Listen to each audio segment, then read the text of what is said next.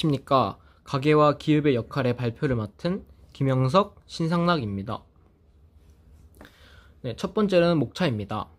목차의 첫 번째는 교육과정 및 성취기준 정리, 두 번째 개념 설명, 세 번째 수업 활용 방안, 네 번째 수업 기대 효과, 마지막으로는 소감이 되겠습니다. 네, 첫 번째는 성취기준인데요. 6학년 사회교과서의 6-1 다양한 경제활동 사례를 통해 가계와 기업의 경제적 역할을 파악하고 가계와 기업의 합리적 선택을 탐색한다입니다. 성취기준의 해설은 경제활동의 주체인 가계와 기업의 역할에 대한 이해를 바탕으로 경제활동에서의 합리적 선택 방법을 탐색함으로써 가계와 기업에 의해 이루어지는 경제활동의 중요성을 인식하고 합리적 선택 능력을 함양하도록 한다입니다. 저희는 수업을 3차시로 구성해 보았는데요. 일단 첫 번째 차시에는 가계와 기업의 역할에 대한 개념 설명, 두 번째 차시에는 가계의 합리적 선택, 마지막 3차시에는 기업의 합리적 선택을 설명하도록 하겠습니다. 일단은 가계와 기업이 있는데요. 일단 가계부터 설명을 하도록 하겠습니다. 가계란 가정 살림을 같이 하는 생활 공동체입니다. 가계는 기업에 고용되어 일을 하는 등 다양한 생산활동에 참여하여 소득을 얻습니다. 가계는 생활에 필요한 물건을 구입하거나 서비스를 제공받는 등의 소비활동을 하고도 합니다. 두 번째는 기업인데요. 기업은 이윤을 얻으려고 생산활동을 하는 조직입니다. 기업은 다양한 물건을 만들어 판매하거나 서비스를 제공하기도 합니다. 기업은 가계의 일자리와 소득을 제공합니다. 영상 시청하고 가도록 하겠습니다.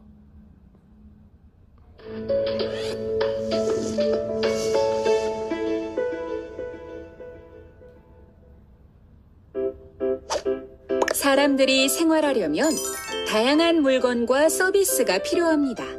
물건과 서비스를 만들고 이것들을 사고 파는 것과 관련된 모든 활동을 경제활동이라고 합니다.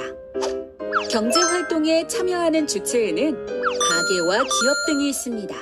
가계는 가정살림을 같이 하는 생활 공동체를 말합니다.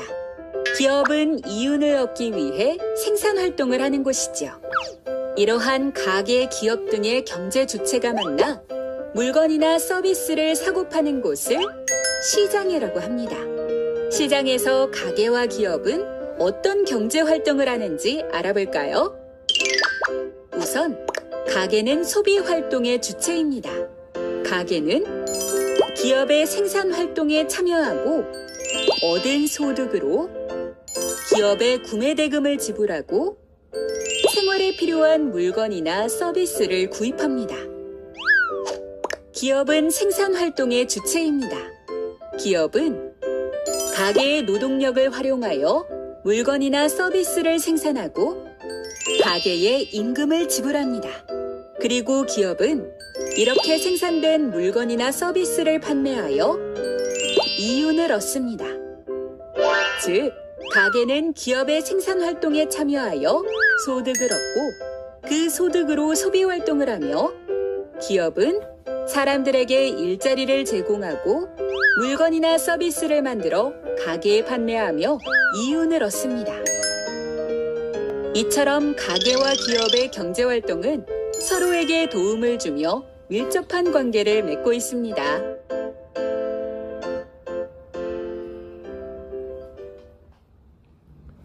네, 영상 시청 잘하셨나요?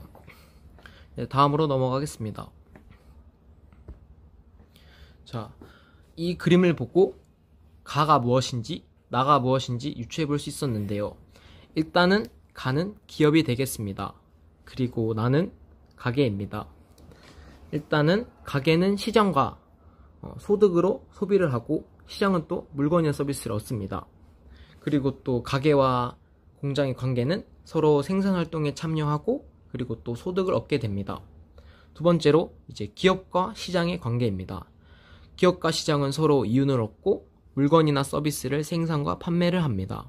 그리고 마지막으로 기업과 공장의 관계입니다. 생산에 필요한 노동력을 얻고 서로 일자리를 제공하고 급여를 주게 됩니다. 자, 가계와 기업의 관계는 가게는 생산활동에 참여한 대가로 소득을 얻고 소득으로 소비를 하며 기업은 사람들이 필요한 물건이나 서비스를 생산하고 판매해 이윤 얻고 가게에 일자리를 제공하는 순환을 잘 보았습니다. 다음으로는 활동극입니다. 저희는 활동극 내용을 두 가지로 분류하였습니다. 첫 번째는 가게의 합리적 선택 활동극, 두 번째는 기업의 합리적 선택 활동극입니다. 첫 번째로는 가게의 합리적 선택 활동극입니다. 제목은 우리 모둠에게 필요한 물건을 골라요 입니다. 먼저 우리 모둠에게 꼭 필요한 물건을 고르고 그 까닭을 이야기해 볼 겁니다. 두 번째로는 모둠과 의논하여 예산을 정하고 합리적 선택을 위한 모둠의 선택 기준을 정할 것입니다. 다음으로 모둠의 선택 기준을 중요도에 따라 총점 100점이 되도록 만족도 점수를 배분할 겁니다. 마지막으로 만족도 점수에 따라서 상품을 고를 것입니다. 저희가 예시를 들었는데요. 선택 기준을 예시를 들었습니다. 가격은 30만원 안에서 가격이 싼 것, 크기는 5명 이상이 사용할 수 있도록 크기가 큰 것, 품질은 유해 물질이 나오지 않는 재료로 만든 것, 디자인은 다른 기구들과 어울리는 모양과 색인 것입니다. 저희는 그래서 만족도를 30, 30, 20, 20으로 두었습니다. 그래서 이것도 예시를 들었는데요. A 책상과 B 책상과 C 책상이 있습니다. 가격은 각각 25만원, 20만원, 27만원입니다.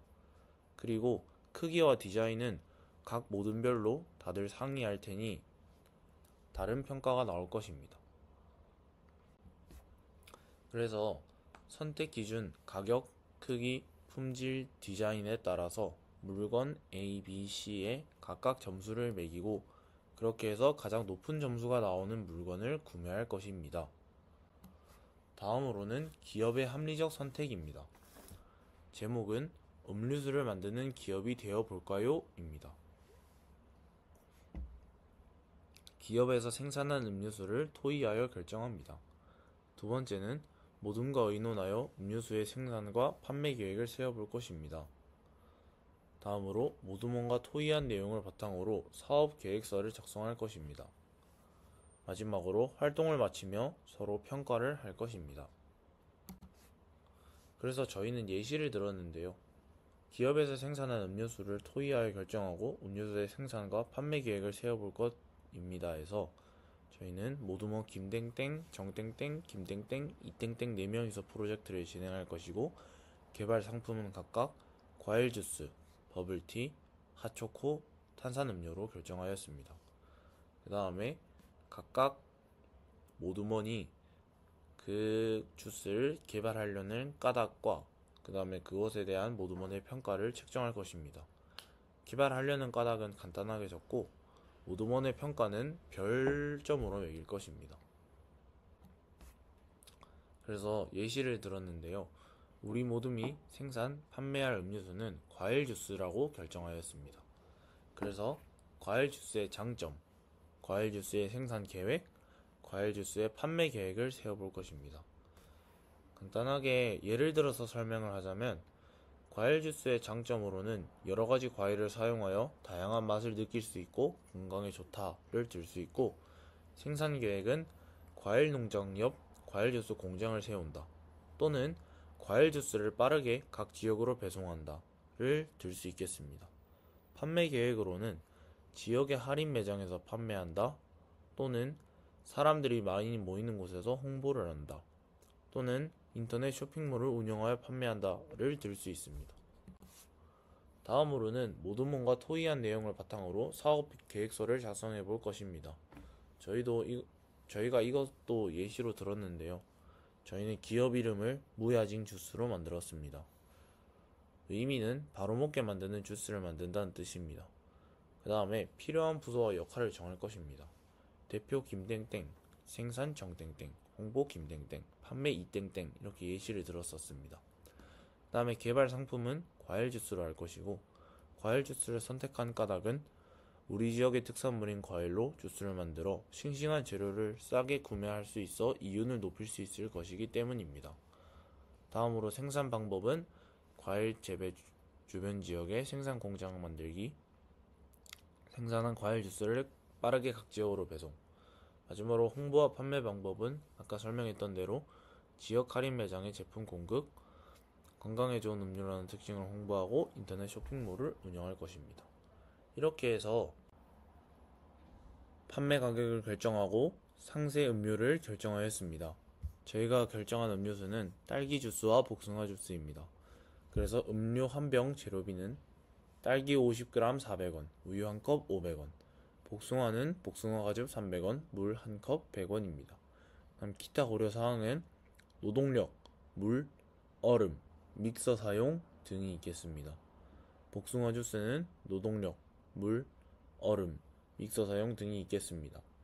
저희가 2,500원으로 가격을 결정한 까닭은 과일 주스의 재료비와 일하는 사람들에게 제공할 소득 등을 고려하여 가격을 결정하였습니다. 예상 판매 수량 및 이유는 하루 과일 주스 판매량 5,000병 정도를 예상하고 있고 한 병당 700원 정도의 이윤을 예상한다고 예시를 들었습니다. 평가를 할 것입니다. 평가를 잘했다고 생각하면 모두모니 협력하여 기업의 이윤을 높일 수 있는 방안을 찾아 사업계획서를 작성하였다를 하면 상을 택하면 될 것이고, 모두모니 협력하여 사업계획서를 작성하였으나 기업의 이윤을 높일 수 있는 내용이 미흡하였다를 생각한다면 중을 선택하면 될 것입니다. 마지막으로 사업계획서를 작성하였지만 합리적 선택을 하려는 노력이 부족하였다고 생각이 드시면 하를 선택하시면 됩니다.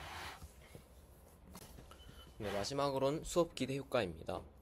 첫 번째 수업 기대 효과는 가게와 기업의 관계 이해입니다. 가게와 기업이 단순히 사는 사람과 파는 사람의 관계가 아니라 서로의 필요한 역할을 하며 경제활동을 이어가는 구조임을 깊이 이해하게 됩니다. 두 번째는 경제 순환의 개념 학습입니다. 가게의 노동이 기업의 생산으로 이어지고 기업의 재화의 서비스가 다시 가게의 소비로 연결되는 순환 과정을 직접 체험하며 배울 수 있습니다. 세 번째는 협력의 중요성 체험입니다. 가게와 기업의 서로 역할을 충실히 할 때 경제가 원활하게 돌아간다는 것을 활동을 통해 느끼고 협력의 가치를 자연스럽게 깨닫게 됩니다. 네, 이제 마지막으로 소감을 발표하겠습니다. 이번 프로젝트를 통해 가게와 기업의 역할을 깊이 있게 생각해 볼 수 있는 기회가 되었습니다. 처음에는 가게와 기업이 단순히 소비자와 생산자의 관계로만 연결되어 있다고 생각했는데 조언과 자료를 조사하고 수업을 준비하면서 그 관계가 훨씬 복잡하고 긴밀하다는 것을 알게 되었습니다. 특히 우리가 평소에 아무렇지 않게 사용하던 물건이나 서비스가 사실은 기업의 생산 노동 활동과 가게의 노동, 그리고 소비가 서로 맞물려 이루어지고 있다는 사실이 인상 깊었습니다. 발표 준비를 하면서 내용만 단순히 전달하는 것이 아니라 초등학생들도 이해할 수 있도록 쉽게 설명하려고 노력하다 보니 나 자신이 먼저 개념을 정확히 이해해야 되겠습니다. 처음에는 어려웠지만 조언과 함께 생각을 나누고 의견을 조율하는 과정에서 많이 성장하고 느꼈습니다. 이번 경험을 통해 경제 개념을 배우는 것이 단순히 시험을 위한 공부가 아니라 우리의 생활과 밀접하게 연결되어 있다는 것을 깨닫게 되었고 앞으로도 일상 속에서 경제를 더 주의 깊게 바라보고 싶습니다. 저는 처음 이 주제를 접했을 때는 가게와 기업의 관계가 너무 추상적이고 교과서 속 글자처럼만 느껴졌습니다. 하지만 조언과 함께 자료를 찾아보고 발표 자료를 만들면서 이 두 주체가 경제활동 속에서 서로에게 얼마나 중요한 역할을 하는지 알게 되었습니다. 특히 기업이 생산을 통해 가게에 필요한 재화와 서비스를 제공하고 가게는 소비와 노동으로 기업을 지탱해주는 과정을 배우며 경제가 하나의 큰 순환구조임을 이해할 수 있었습니다. 또한 내가 아는 내용을 설명하는 것이 아니라 초등학생들도 쉽게 이해할 수 있도록 수업을 구성해야 했기 때문에 더 고민하고 더 준비하게 되었습니다.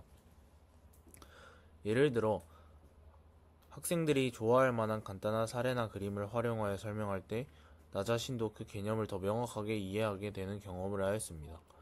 이번 활동을 통해 단순히 배우는 학생의 입장에서 한 걸음 더 나아가 앞으로 교사가 되어 학생들에게 어떻게 지식을 전달할지에 대해 고민할 수 있었던 값진 시간이 되었습니다. 이상 발표를 마치겠습니다. 감사합니다.